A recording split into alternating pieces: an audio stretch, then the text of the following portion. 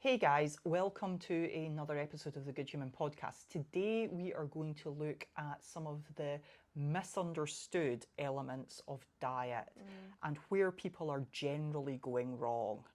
So, as much as diet is fairly simple, which is the devastating news about diets, it's fairly simple. That doesn't mean it's easy to get it right and implement it into your everyday life, because if it was, nobody would have a problem, right? Right. So, over the years, myself and Beth have narrowed things down to some absolutes of, if you're doing this, then you're doing better than the vast majority of people. Maybe consider these things to be like the most important things to aim for, where to focus your attention. Because in my experience, and Beth's experience as well, definitely, even your pretty well-informed clients are still missing the point. Yes. And that's just because the interweb is bombarding people with absolute nonsense all the time. So I know there's definitely going to be some of them listening to this. The other morning, let's start here. Okay, let's go. The other morning, I was having a conversation with a few girls that I know who were asking me a few different questions about nutrition. And one of the things that they were asking about was supplements, for example, like powdered greens. And hang on, Beth. And, they know what I think already, because we have actually all had this conversation before, and I feel like they understand me. And they were kind of hoping I'd maybe changed my mind or something, which in a way I sort of have, because over the years I've softened. I've softened a lot when it comes to nutrition, because I've got a little bit more of a real world understanding of what people are capable of doing at whatever stage they're at. So powdered greens, just eat your vegetables, right? Yeah. But if they're not eating their vegetables, I'm kind of like, are powdered greens any more worse than powdered protein? True. I hate that you made a good point about that. I do too. Yeah. Yeah, I resent myself. It's not doing any deeply. harm taking the powdered greens. Yeah. Yeah. So you actually might be better off then taking them. Yeah. But don't let that be a reason to not eat fruits and vegetables. Think of it as a bridge. Yeah. Okay, fair. As part of the journey. Yep. Okay. So the argument would always be, in order to have a good sustainable diet, sustainable meaning you do it all the time, then you want to learn the habit of constructing it as pick your protein, good quality, lean protein, chicken, turkey, fish, beef, pork, lamb. I'm listing them because, believe it or not, people don't actually necessarily know what that means. And this is some of the stuff that I think Beth and I, having been entrenched in the nutrition and the fitness industry for so long, we actually forget, we forget that people don't know this stuff, and it's unfair of us. My mum and dad, bless you, love you if you're listening, thought peanuts were high protein. Yeah, right. That's probably quite common as well. What was it somebody said to me recently? They'd had a light bulb moment that nuts weren't protein, they were fat. Yeah. And I was like, yeah, you're evolving. nice. Yeah. Absolutely. See, the thing as well is what you've just said. We've been so entrenched for so long. We've heard the same things and all the facts over and over and over again. It's just ingrained in us. But for a lot of listeners, you're still quite new, or it takes people hearing the same thing loads and loads of times 100%. to hear it and know it, but then to feel it is so different. I've got PT clients that come to me, and when you start with somebody, the first thing you tell them is, protein, and we'll always talk about it in your sessions and everything. But it's taken them 8 months of training with me to actually up their protein to what we would recommend, and now their training's like, whoop, Yeah. they've just shot up, they feel better, and their strength is better for it. It's like the ultimate, I always jokingly use the word hack, but it's like the ultimate food hack. It is. It's just like eat enough Protein. protein. So what is enough, Anne? What is enough? So it's probably more than most people want to eat, but probably not as much as they fear. Okay. So 0.7 times your body weight in pounds. That's 70% of your body weight if you weigh yourself in pounds. Like people, like their brains suddenly start to like swirl and hurt, right? See if you know you weigh 12 stone 8.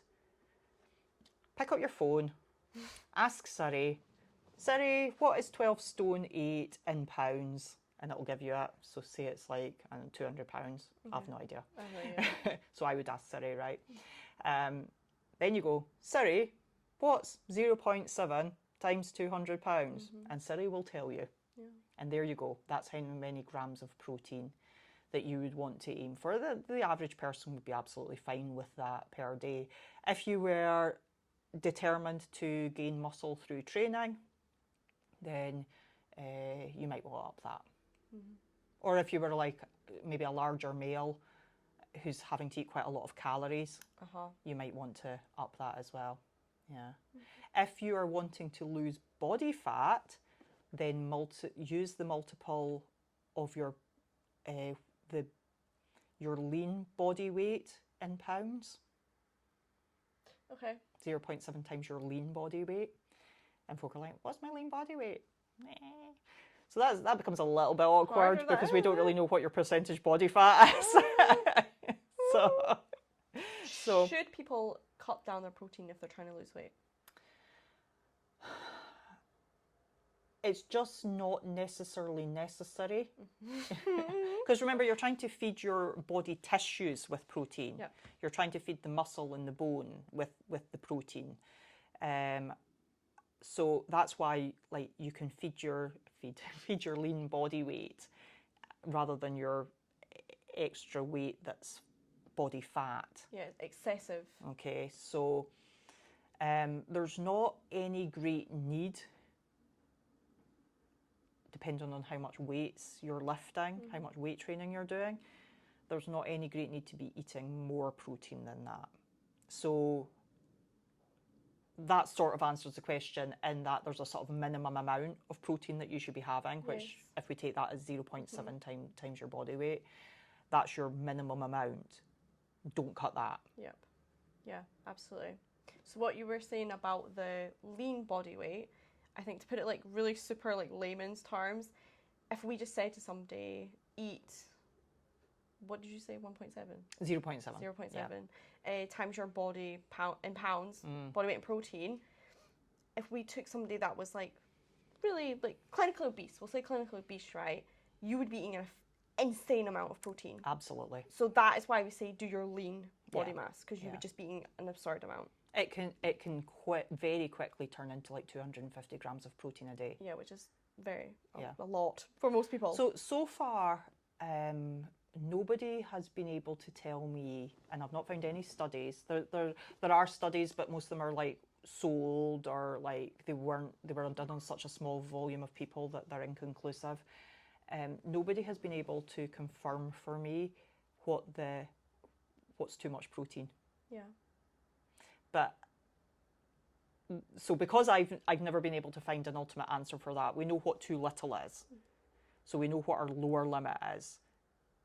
You simply don't have to go much over that. If you do, to our knowledge at present, there's not really any great problem with that. It just eats up your calories. Yeah, you're maybe not getting any more benefit from eating that much more protein as well. Yeah, so if you take say your protein is coming in at, I don't know, 500 calories a day, and you've got 1,800 calories worth of food.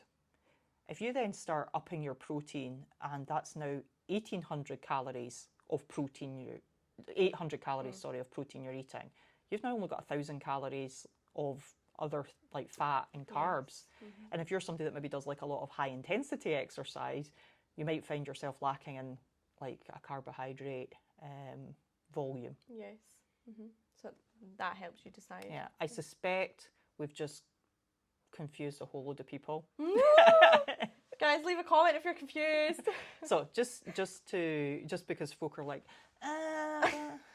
so much information. And I get it. Like it's so clear to me now because I've just done this for so long. Just take 0.7 and ask Siri what your body weight in pounds is. You'd have to weigh yourself for that, by the way. Siri doesn't just automatically know. Not yet anyway. No. Weigh yourself. What's your body weight in pounds? Multiply that by 0.7 and that is how many grams of protein you're going to try and eat in a day. Yeah. If you come up 20 grams short a couple of days a week, like, you've not failed. No. It's not disaster. If you eat 20 or 30 grams more a couple of times a week, it's not a big problem. It's not, you're not going to wake up like the Hulk or anything. No. Yeah. So protein, so important. And that's what your diet should revolve around, primarily. Aim for that above all else. Honestly, if you get nothing else right, get that right. It'll do a whole bunch of things. A bit like when we talk about the fruit and veg and why it's so important.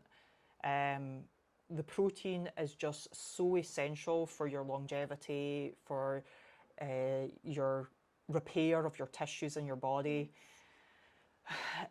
It helps fill you up, so if you're trying to lose weight, it helps make you feel satiated, so you won't get as hungry as quickly. So if you're trying to lose weight, that's going to become really, really important. Whereas if you're just hammering the carbs and you don't think protein's important, then you're going to be on this horrible roller coaster of starving, hungry. Yes. Like, you've eaten and you're like, how can I be hungry again already? You know, and you'll get like an energy dump and and you don't craving need that crap and when you're trying to lose weight. It's hard enough. Like, protein is the closest thing to like a diet hack that I can think of. Yeah, it really is. And for everybody as well, because I think there's definitely this misconception that protein is just for people that are into the gym or lifting weights or building muscle. Yes, or a certain age group. Yes. So, like, one of the first things that I will say to, because it's the popular chat just now, is menopausal women. And the first thing I will tell them to do, or that I'll ask them about, is, are they eating enough protein? And this is not specific to menopausal women. It's because nobody is eating enough protein. Yes. And I think older women are particularly bad for not eating enough, and teenagers. Those ends of the spectrum. I think teenagers are terrible for not eating enough protein. I don't know if there's any research on this, but sometimes we sit and we hypothesize things. But women going through the menopause, if you're not eating enough protein, so your body's in lack, does that make it worse? Could that make it worse? Yeah. We can't give you like a definitive answer, but we do know how bad you feel when you don't. When a regular person, any age, doesn't eat enough protein. Yeah. So you could be experiencing worse symptoms because of that. I'm going to put my neck on the line and just give it a definitive answer. You will. And say that you will definitely experience like more severe symptoms, like undesirable symptoms, if you're not eating enough protein. Absolutely. Now, that doesn't mean if you eat enough protein, you're definitely not going to get undesirable symptoms, right? So nuance.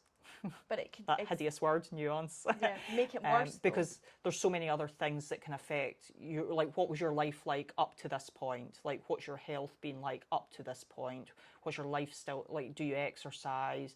Are you highly stressed? Do you sleep enough? Do you drink alcohol and coffee? Like, protein isn't the magic thing that's going to fix all those things. So if you're doing all those things and you're not eating enough protein, you're almost certainly going to have a hard time of it. Yeah. Actually, regardless of where you are in life. Yes. But particularly if you've got something that your body is dealing with, like a process that it's going through, then the more positive things that you can do, the more likely you are to reduce the undesirable symptoms. Yes, absolutely. And I hope that's logical to people. I hope that's actually kind of obvious once it's pointed out. Because sometimes when I say because I seem to be having, because I'm 45, so I think women they're like, oh, Anne might understand this conversation, you know. I feel like I'm having this conversation more and more with women, either premenopausal or in the menopause. And when I say to them about eating more protein, they sort of look at me like that can't be the answer. Oh. Like they don't believe in it. Yes. As if it's got to be super complicated and something very... They don't believe in it. Along with the vitamin D, they don't believe in it. They think it's got to be something horrible that they've got to do, or something very extreme, or something they've never heard of before. When actually an awful lot of help can just come through what you're eating. Yeah. Yeah. Totally. Which is a shame. So It's a shame because that's just the narrative that comes from the internet again, is that there. I mean, how many? I probably get more of them because I'm 45, right? But whenever I'm on the internet, there is just advert after advert about things to help you with the menopause. It's insane. It's a shame. It reminds me of just diet culture as well, and all the BS you're fed, and people thinking losing weight and being on a diet has to be really, really, really hard, and it's got to be a really complicated answer. And it doesn't. So, protein's the number one thing I think that people are missing the point. They're misunderstanding it. Just as you said, they're thinking, oh, it's just big guys that are going to the gym that need to worry about their protein intake. It is such an epidemic of a problem. It is unbelievable. People, and see if you're vegan, I understand the struggle. Just really try and track how much protein you're eating and try and pay attention to that and get it through the cleanest sources that you can. I'm not going to pretend to be some sort of authority on being a vegan. I don't know much about it. No. I'll go out of my way. I'll find out what the best vegan sources of protein are. So at the moment, the cleanest, the ones that are best for you. At the moment, I just go legumes. Well, I was vegetarian for 12 years. You know this. I stopped a couple of years ago when I got more into weightlifting. I had already been a lot of protein, but it was extremely difficult being vegetarian to get enough protein, let alone if you're vegan. But I stopped because I felt like I was eating far too much processed food to try and hit my protein. That's kind of why I'm hesitating to say anything else about protein sources for vegans, because I don't want to be recommending it's hard. The processed ones. See, the highest protein you'll get is corn, and corn is highly processed. Right. Highly processed. And then what's your next best? Is you can eat legumes, but they're also quite high in carbs, so they're not necessarily high in protein, but they're higher in protein if you're a vegan or vegetarian. But it's still very hard to then eat a lot of protein and also stay the same weight that you want, because your calories would be up then, you know? Yeah, I do know, I'm not in touch with them at the moment, but I do have at least one friend who's vegan and incredibly healthy, incredibly strong, and nice. they seem to have it sussed. So there will be ways to do it. I'm not going to pretend that I have the answers on that one. So protein, super, super important. Please don't take it lightly and skirt over it and think that your chicken nuggets are cutting it. No, they're not, and it matters. It applies to you. Yeah. It matters. Yeah, exactly. Yep. Whoever you are, it matters for you. Yep. So the other one that people know that we talk about all the time is fruits and vegetables. And if somebody is just trying to be healthier, most people are, God, I'd say that is a hideously sweeping statement that's probably true. Most people are trying to lose weight. So true. Yeah. Then see if you simply focus, because this is good for the vast majority of people. There's going to be such a big change in their diet that's going to have a profound effect if you eat enough protein and you try and eat about 500 calories of fruits and veg in a day, which works out about 800 grams. If you're doing those two things, you're probably going to lose weight. Yeah, it makes it so much easier to lose weight. Yeah, absolutely. That's a lot of volume of food as well. Really filling, satiating food. See, now if I'm cutting weight for whatever reason and I'm hungry, I think to myself, ooh, I'm going to make something with lots of vegetables and a lot of protein, and I know that I'm not going to be hungry for the next 4 or 5 hours. It works so well. I'm laughing because just as I was leaving the house, I was really hungry, and I was like, oh no, I didn't go to the shops, did I? So I opened the fridge and pulled out a packet of like deli ham. Okay. And I went and I pulled it out and it came out in a big sort of like a lump. And I just ate it like a sandwich. The things you do. The things you do. Literally a ham sandwich. That's quite funny, actually. Yeah, it was glorious. That's relatable as well. Yeah. That's relatable as well. We all know that. But yeah, and people will think that they're eating a lot of fruits and vegetables. And if you're not weighing and measuring to know what 800 grams is or 500 calories, you're probably not even eating close. No, absolutely. You're probably having broccoli with your dinner. Or a banana. What would that would probably look like over the day is like half your plate full of fruits or vegetables at each meal, at your 3 meals. Yeah. And you maybe be on point or pretty close. Yeah. And maybe even a couple of bits of fruit during the day. As well. It's a lot. Yeah. But again, what you've just said, think of all of that, eating 3 meals a day and some fruits and vegetables as well, and maybe more food. We're just talking about fruits and vegetables right now. How full you will be all the time. And I'll tell you, at this stage, we're only at, with our protein and with our fruits and veg, we're only at 1,000 to 1,200 calories. Yeah, beautiful. Mm-hmm. You know, depending on how you've cooked the things and all that. You know, which leaves you, like with the veg, the better you get at it, and the more that you start substituting things like using bread and pasta, and you start substituting that for like potatoes and root veg, sweet potatoes, roasted veg, that sort of thing, like the more that volume of veg just goes up and it becomes just so routine for you. Mm-hmm. It just becomes what you eat. You can start finding that the vast majority of what you eat is just the protein and the fruit and veg. But that also means that you've got ample calories to get enough fat in as well. Mm-hmm. Which is maybe one of the other kind of overlooked things. I skirt over it because sometimes I just feel like it's just another thing for people to have to put into the equation. That's just like, and a lot of people have got such big mental blocks against eating fat that I'm like, Jesus, if they get the protein and they get the fruit and veg right, do we have to be having that conversation? Yeah. Like, they're probably going to be pretty healthy now. Mm-hmm. Like, unless they are showing signs that they want to more optimize their health, like they're not, like their diet's not going to land them in the hospital now. Exactly. So, but because I've mentioned it now, I feel obliged to talk about it. So fat is an essential macronutrient. You do need some degree of fat in your diet in order to be able to absorb certain vitamins. I suggest that people aim for 50 to 70 grams of fat, preferably healthy fats, in a day in their diet. So healthy fats would be things like extra virgin olive oil, avocados, oily fish, some nuts. So, but to lose sleep over that, or to even make that a priority instead of the protein and the fruit and veg, you're missing the point. Yes, to hammer in on that. These are small things that do matter. Like, some people would have you believe they matter a huge amount. Jury's out on that a little bit now. But I think there's degrees of where you're at with your diet, with how much it matters.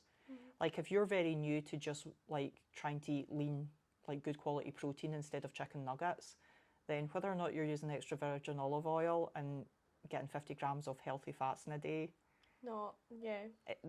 that's not the thing that's to focus on right now. If I could say one thing to anybody, and if they're new to their diet and looking at fat's too overwhelming, just know that the macronutrient fat is not going to make you fat.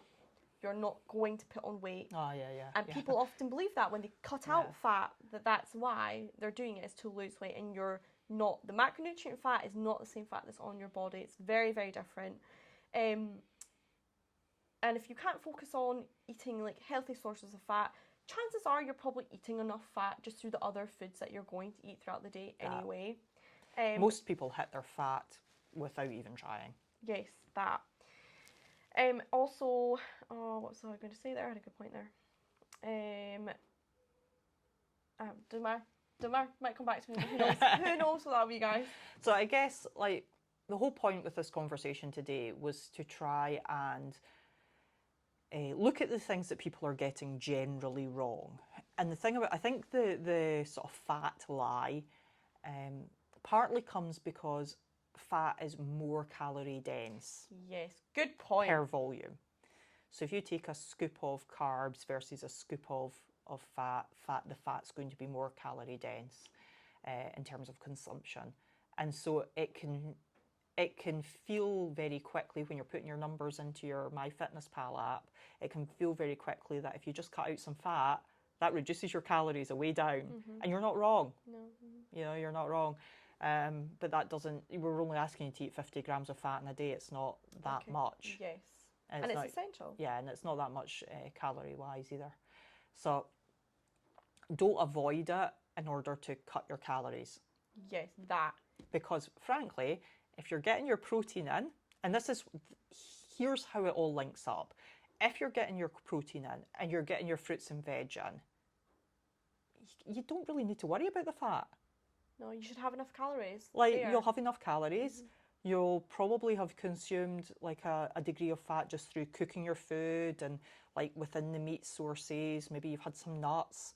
You know, like you probably don't need to give much thought or concern to the fat at this stage. Yeah.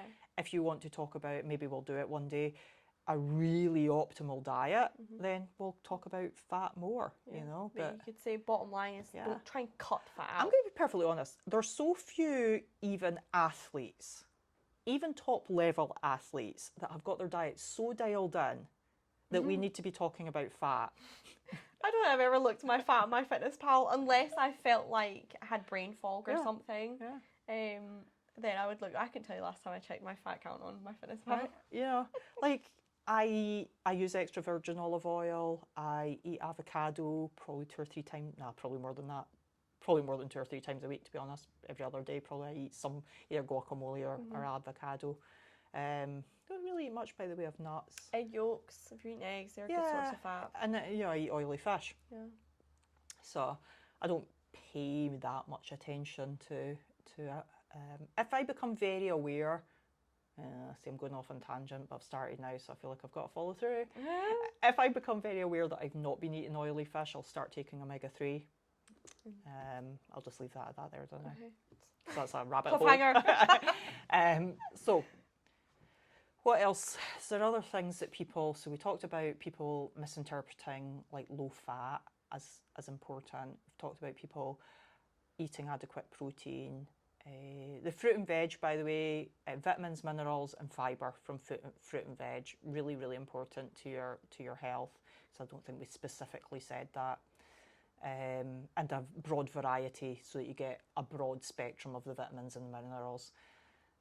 What else? Have we missed anything else out that people I don't think so, but like commonly comes up? what I think that ties these two things together is the fact that that's a healthy diet, that's a healthy lifestyle, and there's probably going to be people watching this, there's certainly going to be people watching this that are thinking, I don't care, I just want to lose weight, I do not care, I don't care. Good news. Yeah. You will be umpteen times more likely to lose weight when you're eating with those 3 principles in mind, as opposed to you're just doing some stupid diet. Yeah. That is what is good about this. And that's why it matters. That's why it matters, okay? You're going to change your lifestyle and you're going to feel amazing doing it and you're going to lose weight if that's what you want to do, or you're going to put on muscle. But that's the way to go about it. I do have one thing to add in. I was thinking about alcohol there and how people don't count their alcohol calories. But that's actually not what I was going to talk about, because I think alcohol is a different topic that people are in denial about and don't want to talk about. So we'll not. What we will talk about though is processed food. Okay. So when you look at what myself and Beth have just said, we've been talking about whole food. So when we're talking about lean protein, we're talking about meat that, you know, theoretically you could go out into the field and cut straight off the animal. It doesn't have to be through a factory somewhere processed and turned into a nugget. So real meat, real fruits and vegetables. But as part of being optimally healthy or being healthy or watching or trying to lose weight, processed food is so destructive. It really is. the calorie density in like a packaged food is going to be so much higher. The low volume of it as well. You're going to be hungry. And you're going to be hungry. Yeah. So it's not just about it being unhealthy as in not good for you. It's also like the calories that you're taking up by eating that thing, you know, and how that affects you in terms of like it's not going to fill you up and keep you feeling good for very long. So when you're eating like plenty of protein, lots of fruits and veg, it doesn't mean don't eat anything at all ever that's processed. That's up to you. If you want to never eat anything that's processed, that's up to you. But I'm going to tell you that's a hard ride. If anybody does it, let me know. I reckon you've got about 300 calories, unless you're a very small person. You've probably got about 300 calories a day, even if you're losing weight, of something that's processed. Yeah. And that's just having worked with lots and lots and lots and lots of people over the years. About 300 calories a day. So flip over your wrapper, see how many calories are in it. It's probably going to be about 270, 280, whatever it is, because they always seem to be about that. That's going to be your thing that day. Yeah. So there's room for processed food. Yeah. While still eating healthy. And for some people, that's going to be a couple of slices of bread, which actually probably doesn't come to 300 calories, depending on what the bread is. But pretty close. It depends on what the bread is. I think because I have to eat like dairy-free bread, I think it tends to be a wee bit less than calories. It seems to be that size. So small. Oh, it's so small.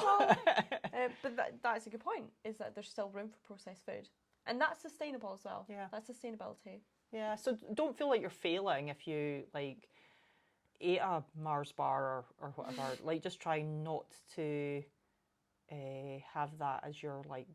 Let's just not do the Mars bar diet. Yeah, they can feature, but they're not the. I can just hear folk going, they've just said that I can eat Mars bars. Oh my God. You should listen to that podcast. They literally have said that you can eat Mars bars and still lose weight. There's some psychology behind it that makes sense. Which we have, as by well. the way. We have said that. We have said should that. listen to this podcast. But it is in that don't feel restricted in that you can never touch something processed. Yeah. Because again, Definitely. you just won't last. Definitely. Okay. I think if you've any questions off the back of that, fire them at us. If there's anything that you find really confusing, I would love to know. Because I do forget. Yeah. I literally forget what people don't know. What is protein in? If that's one of your questions, comment it. Yeah. Comment it. Yeah, ask, like, no matter how, like, stupid you think the question is, or even if you think, like, you're not sure if we've even answered it. Yeah. Like, please ask us, and that really helps us give you guys better content and better information, like the information that you really need. So, thank you very much for watching and listening, and don't forget, see if you subscribe on YouTube or on Spotify. It's going to really help us keep this podcast going and keep the information getting out there. Yeah. So we'll see you in the next one. Next one. Bye now.